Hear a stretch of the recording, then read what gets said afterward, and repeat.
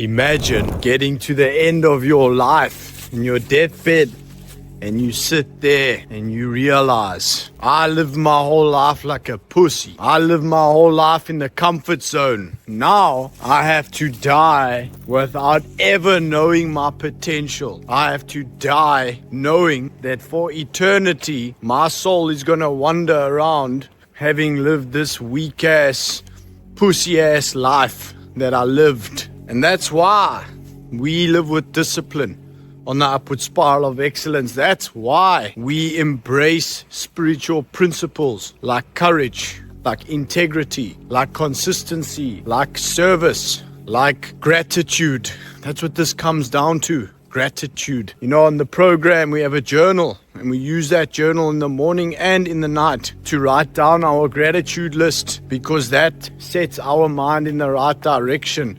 It sets us up with power, with strength. People that don't write gratitude lists, they are missing out on a huge source of strength, the foundation of all strength. Put it like this. Imagine you gave someone a Ferrari and they fucked the Ferrari up. Would you give them another one? Would you take it away from them? You would take it away. And that's exactly how God works. God gave you this life. He gave you this body. He gave you this time that you have on this earth. And if you sit there and you waste that time, if you sit there and you don't invest in yourself, that is a lack of gratitude. And what's going on in this weird ass society that we're living in, if you can even call it a society anymore, is that people are just destroying themselves wholesale, drinking alcohol, using drugs, fucking their lives up like it's nothing. It's become normal. And let me tell you something. These people that encourage you to drink, to use drugs, to destroy your lives, they not your friends. I'm your friend because I try help you with self-development.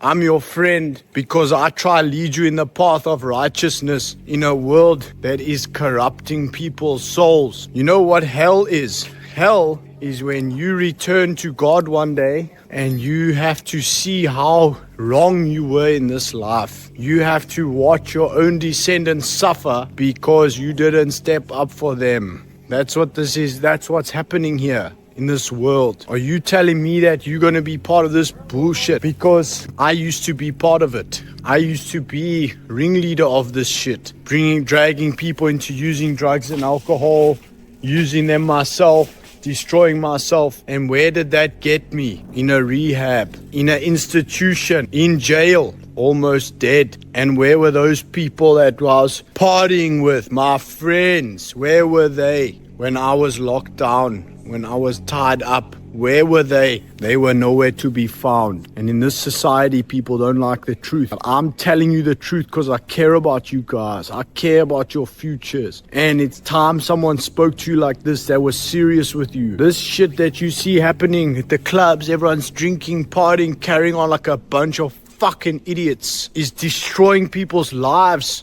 People are landing up homeless. People are landing up destitute. People are landing up in psychosis. They advertising marijuana as if it cures mental illness. It causes mental illness. It causes depression. It causes paranoia. It's not good for people. What don't you get about this? What's good for people is discipline. What's good for people is discomfort. What's good for people is using time in progressionary manners, not regressionary manners. Someone come on this video and start saying, oh, weed's good for me. Shut the fuck up. Weed's not good for anyone, not good for anybody. Maybe if you're a Rastafarian or something, fine, I guess so. But I mean, a regular civilian, it's not good for you.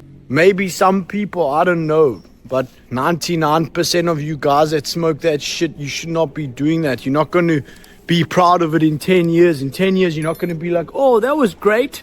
I spent years smoking weed and doing nothing. You see what's the problem with weed and with drugs and all this shit is that it affects you mentally, emotionally, spiritually, and physically. And when you compromise those four parts of your character, it reduces your ability to take action. That's why there's a stereotype of weed smokers being lazy, because it's true. When I used to smoke weed, I was the most unproductive person in the whole society. And then I quit smoking weed and I got on the upward spiral for real. and I'm probably one of the most productive members of society now, and my results reflect that. And if you're in a bad way mentally at the moment, you might look at all these habits we do, like, look, I got the ice here for the ice shower. You might look at that and think, oh my God, that's horrible. Why does he shower with ice every day? Because it makes me feel good. It's not about having the pleasure instantly. You can wait a few minutes. That's the thing with the ice shower. Okay, it's cold. Yeah, sometimes it freezes your nuts off. I'll give you that. It's true. But after you do it, it takes like 3 minutes to do. And then you feel awesome. You feel like you just did the best Coke that was ever made.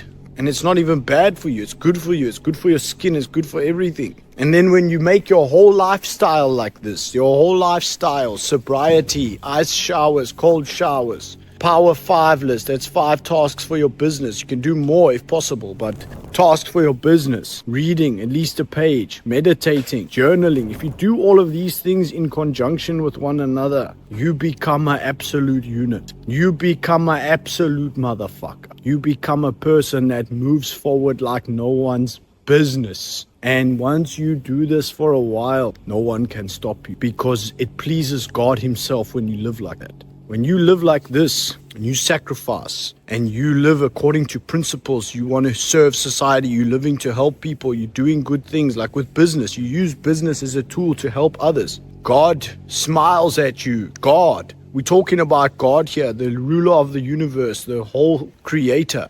Don't you want to please God? If what I'm telling you doesn't make sense, think about it. Why did God create us? To make this world better. How does God operate? You can see how he operates in front of you. Look at people that destroy their lives, that don't live with principles. What happens to them? They get destroyed. What happens to people that live with principles, that commit to sobriety, that work hard, that train, that do all these habits on the upward spiral? They flourish. What happens to the mindset of a person who lives with vices and fucks their life up? They become insecure. They become doubtful. They become resentful, they become shameful, they become weak. And what happens to people when they live with principles? They become strong, they become confident, they become unstoppable. Who do you want to be? Another one of these fucking baby boys out here that's corrupting the people around them and bringing everyone down and all this shit, not reaching their own potential, having low money, bad body, weakness, fat, whatever. Or you want to be a Spartan, you want to be a champion. You guys watch my content. If you watch my content, you want to be a champion like I want to be a champion. And you're going to do what it takes. I know you. Send me a message, join my coaching program. Let's get on with this.